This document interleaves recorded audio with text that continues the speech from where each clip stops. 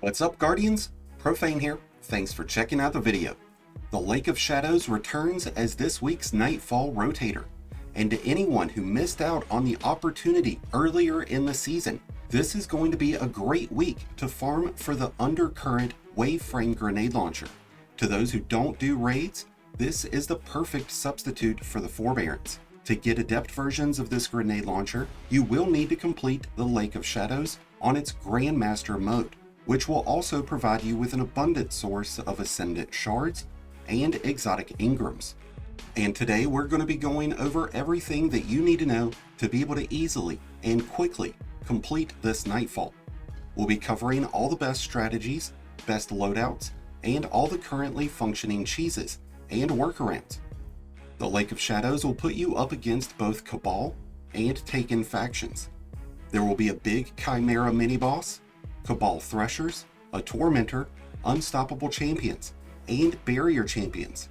Your enemies will receive an increase to arc damage, but you'll receive an increase to solar and strand, and machine guns will also be overcharged.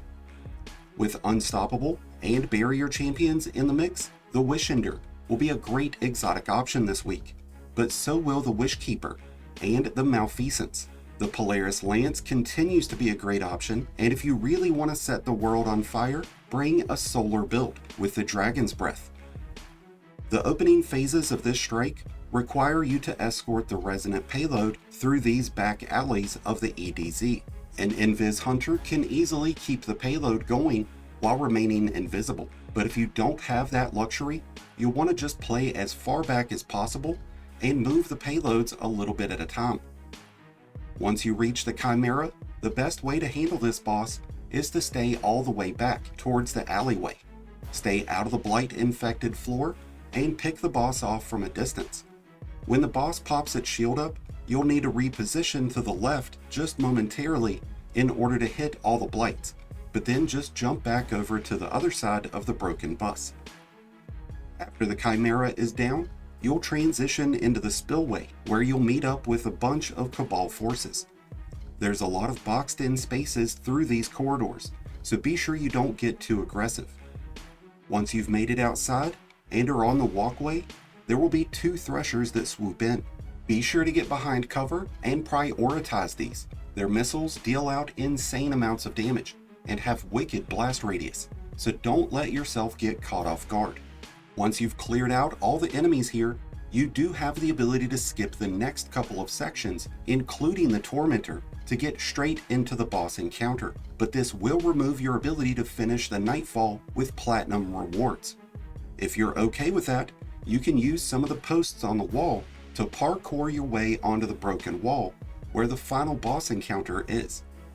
It's important to note that if you do this, it's going to kill any allies who get pulled forward, so keep that in mind when completing this on Grandmaster. If you don't use this workaround, you'll need to take on the Tormentor, and the best way to do this is to play cat and mouse. There's a big box on the right side of the room and some steps with a railing on the left, so you can use either of these to maneuver around the Tormentor and avoid his attacks. And when he does jump up to do his big slam, don't just stand there, be sure to get out of the way. Every few seconds, blight eyes are going to pop up in the ceiling, so be sure you're ready for those. But these will also proc effects like Surrounded, which would really help Titans with Syntheseps melt this Tormentor quickly. Having abilities or weapons that can slow, freeze, suppress, or blind the Tormentor will also greatly improve your success here.